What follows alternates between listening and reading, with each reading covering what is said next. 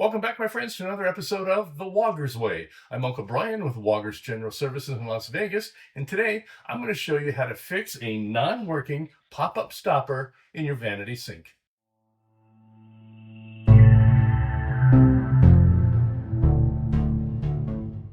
So if you ever pulled the pull rod on your behind your faucet on your vanity sink and the stopper doesn't work, and a lot of times it's stuck all the way down, like this one actually is sitting up a little bit, but usually it's all the way down and you go to operate it and nothing happens, I'm going to show you how to fix that. It's usually one of two different things. First of all, we're going to go down below the sink and I'm going to show you. So under your sink, you have this rod here. This is your horizontal ball rod. This is what engages the stopper that's in the sink. This here is called a clevis strap. It's connected to the rod up here, which is the rod you pull above. So when you pull that rod above, this clevis strap goes up and down. Now this clevis strap would normally be attached to your ball rod. So when you pull that rod up there, it pulls this up and down, and your ball rod goes up and down, which raises and lowers your stopper. Now, if this is disconnected, if the clevis strap is not connected to the ball rod, that could be one issue. And the way to test to make sure that that is the issue is you can operate this manually just with your hand. So move the ball rod up and down while you watch the stopper.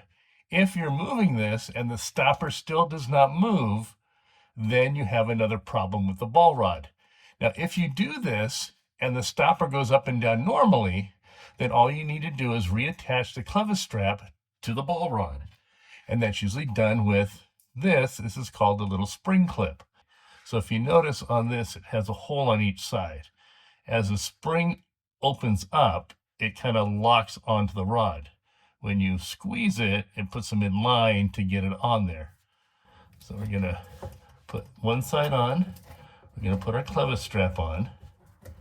Then we're going to pinch the spring clip. Once you got it on, pinch it, slide it to where you want it. So this is straight up and down, and that'll hold it on. So now when you pull the rod up above, it'll pull your ball rod up and down and your stopper will work. Now, the issue we have is another one. So that's kind of common. And if a lot of times you'll lose these spring clips, so you just need to, you can go down to your big box hardware store and you can buy new spring clips. So we're going to take this back off. So if this is attached and you operate it and your stopper does not move, then you got a problem with the ball rod. So go ahead and take off the clevis strap. Then you're going to undo this nut here in the back. Now this is plastic. Sometimes they're metal and you might need a pair of pliers, but usually the plastic ones you can do by hand. Take it off, and then you're going to pull the ball rod out. Now be careful, on some of these, there's a little washer in here. Let's see if I can get that washer out and show you. There it is. They have these little washers in there. So be careful you don't lose that, otherwise you're not going to be able to seal this properly. Now this is your ball rod, and it's named that because you got a rod with a ball on it. Now on the other side of the ball rod, this rod should extend out, and that's what engages the hole on the bottom of your stopper. But if you notice, this one's all rotted away, which happens because this is metal, and over time, water and metal just causes it to rust and goes away. So now we don't have anything on here that's engaging the stopper, so we need to replace this ball rod. So you can see here, this is the new ball rod. You can compare it, you can see how much of the rod has rusted away. Now, you normally can't buy the ball rods by themselves. Now, there are some aftermarket ones that call themselves universal ball rods, and they may come with different balls and screw-on adapters. But just know that these are not universal. They're not all the same. The differences are the distance that the rod travels from the ball inward. That's not always the same. The ball sizes are different, and if you don't use the right ball size, you're not going to get the seal in there, and you're going to leak water. Okay. So what I normally do is the pop-up stopper assembly that's in here is kind of common. This is by Moen. It looks like this. And I just buy the whole kit. So I get the whole stopper, the drain body, the stopper, I get a new pull rod, I get a new ball rod, and I get a new clevis strap. But all I'm going to do is I'm just going to use the ball rod. And I'm usually going to use the stopper also, because if I'm going to change it, I might as well put a nice pretty stopper in there. And they come with a little protective coating on the top here. You can just peel that off so you get a nice finish on there. And they do come in different finishes like chrome or brushed nickel or whatever. So normally what I'm going to do is I'm just going to use the new ball rod assembly. And I'm going to use a new stopper. I'm not going to use anything else. Everything else that's already on there is fine the way it is. So we're just going to change these out. Now, I'm also going to change out the washer that's in here. So be careful when you take this nut off the back. We got the washer in here. And I'm going to put a new washer in there. No need to change out the whole valve body. That's not what this video is about. I will be making other videos on how to change out the whole valve body, but since it's not leaking, it's still in good shape. There's no reason to change it all out. The pull rod's still good. The clevis strap is still good. So all I need to change out is, technically all I need to change out is the ball rod. I always change out the little gasket. Now, not all drain bodies will have this gasket in there. These Moens do. And I'll change out the cap, the retaining nut. Now be careful, because sometimes, even though they look the same, the threads might be different, so you might have to use your old one. And I got a new stopper. So the way we're going to do this is we got to take out the old stopper. And if it's hard to get out because it's all the way down there and you can't do it, you can just use like a little knife or screwdriver and get underneath and get it out. And that's the reason I'm going to change this one out, because it's all kind of in bad shape. And then all you're going to do is you're going to take your new stopper, and if you look, the little tab here on the bottom with a hole in it, it's offset. So if you notice, it's off to one side. So you want that towards the back of the sink, not towards the front. You want it towards the back, because you need this to engage in that. So once again, this is how it works. The ball rod engages in that. So as the ball rod moves, it lifts your stopper up and down. If you have it the other way, where this is to the front, the ball rod may not reach it, and it may not engage, or it may just barely engage, and it could pop out. So make sure that the offset is towards the back of the sink. So all we're going to do is we're just going to drop this in with that towards the back, and now we can go down below. The first thing we're going to do is we're going to remove the old washer that's in there.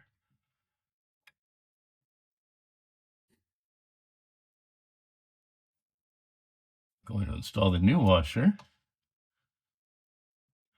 Now, when you put your ball rod in, you may need to put it at a little bit of an angle to engage the tab at the bottom of the stopper.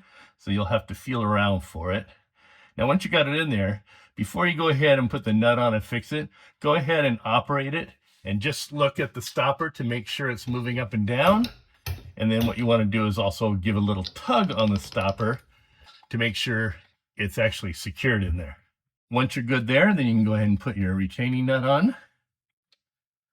Do not cross thread this.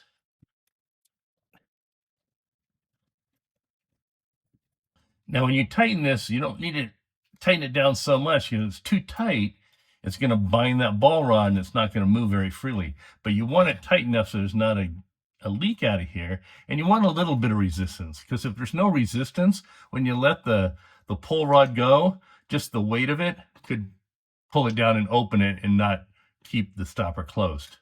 So make sure there's a little bit of resistance. Once you have it on, you want to open the stopper, and to open the stopper, you push this all the way down.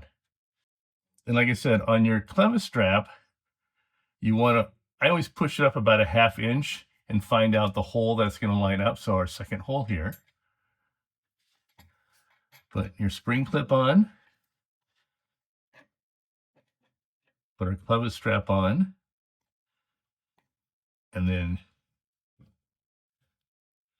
finish with your spring clip.